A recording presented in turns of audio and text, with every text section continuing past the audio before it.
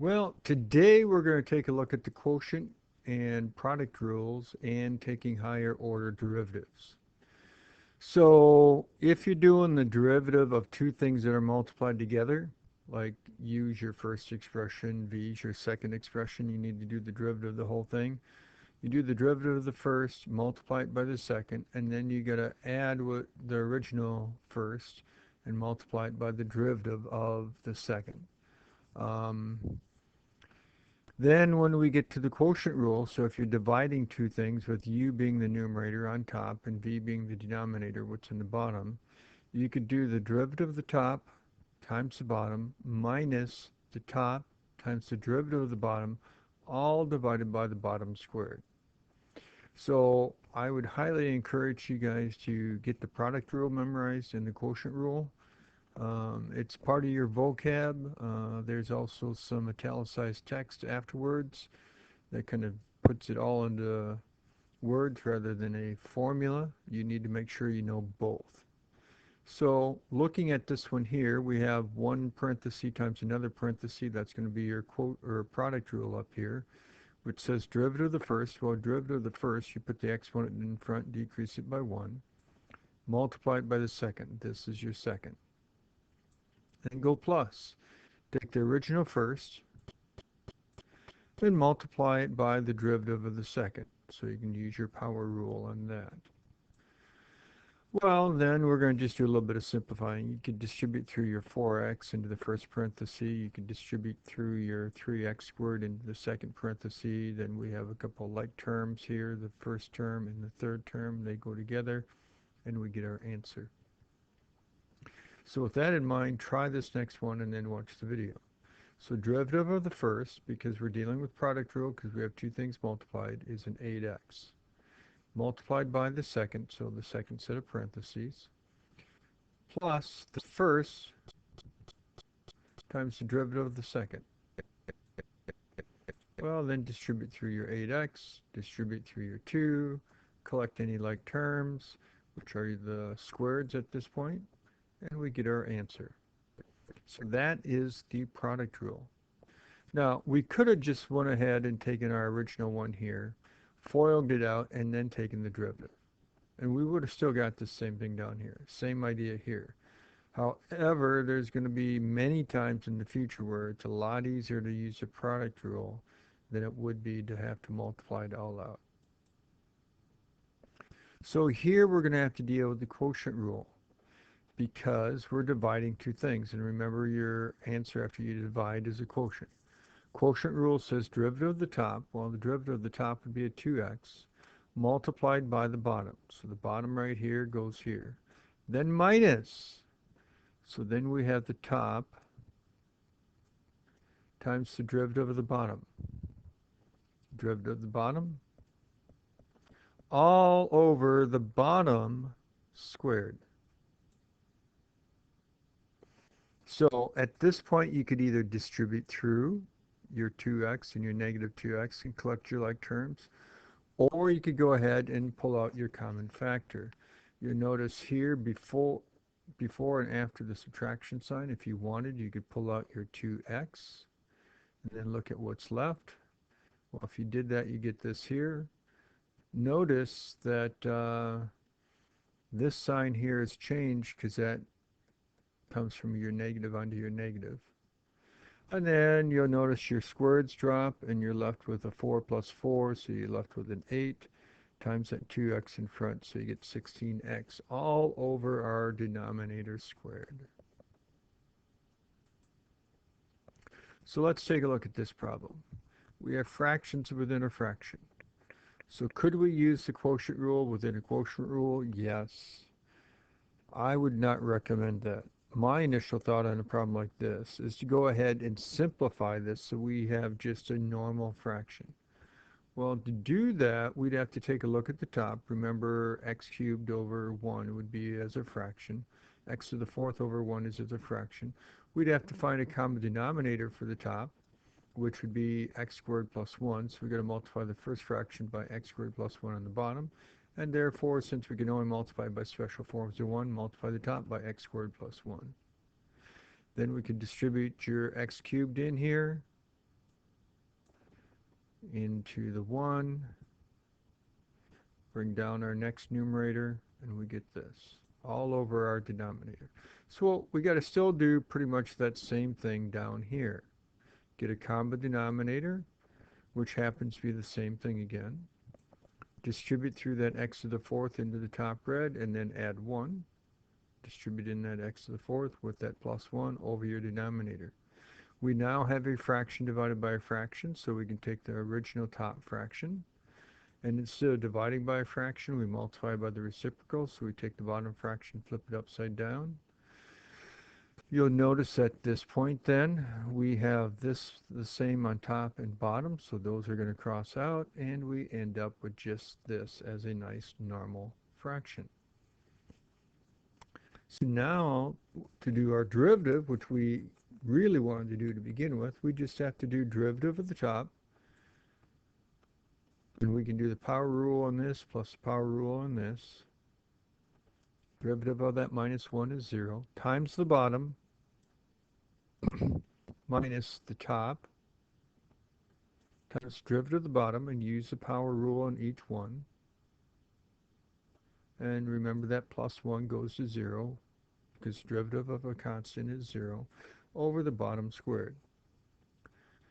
So all we'd have to do is multiply 5x to the 4th times all three of these, and then go 3x squared times all three of these, and that's what we get here. Then we could go ahead and multiply out these two parentheses. That's what we'd have here. Then all we have to do is distribute through the negative and collect our like terms. The bottom's still going to be over that squared. We did not go ahead and try to factor anything out here, because you'll notice that when we looked here, the two things we had before the subtraction sign and the two things afterwards, neither one of them were the same, so we had no common factors. So the only option was to multiply the first two, multiply the last two, collect your like terms. So we can even do product rule when we're dealing with trig functions. So we have a 3x squared, all multiplied by sign. So we do the derivative of the first. The derivative of 3x squared is 6x times the second, plus the original first of a 3x squared times the derivative of sine, which we know is cosine. Well, we could just write it like this. Our 6x sine, our 3 squared cosine, 3x squared cosine. A lot of times you put the higher exponents in front. Do you have to? No. Now, you could leave it like this.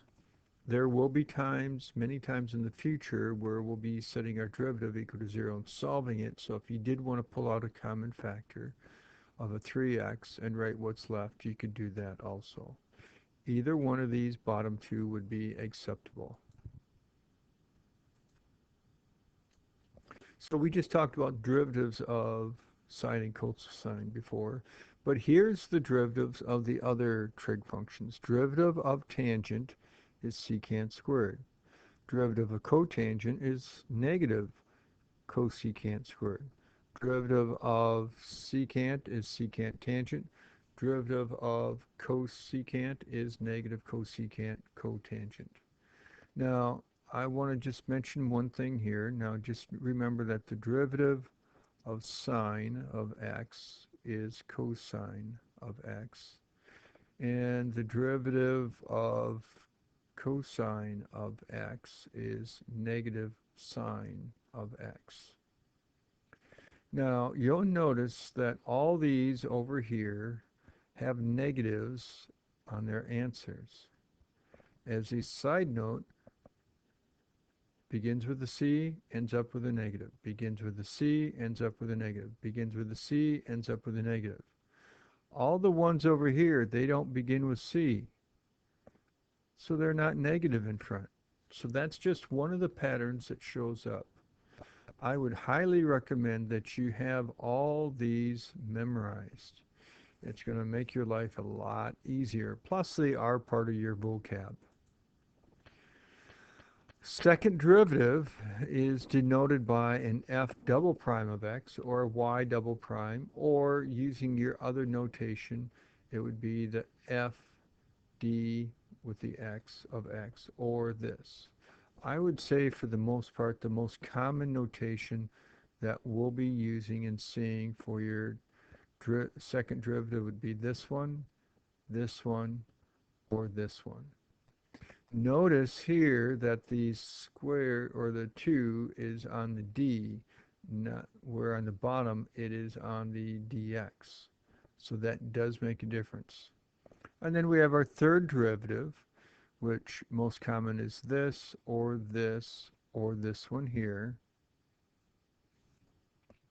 Now, we don't normally use the 3 primes once we get beyond, or the prime notation once we get beyond the third derivative.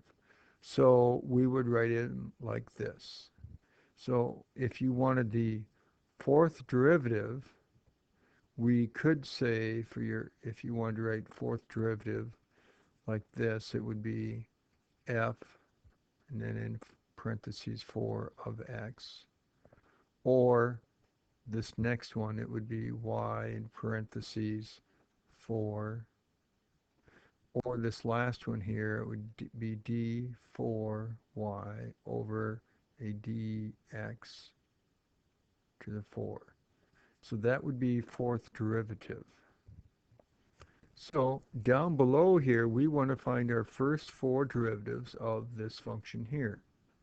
So we can go ahead and do that. Just a simple power rule, exponent down in front, decrease it by 1.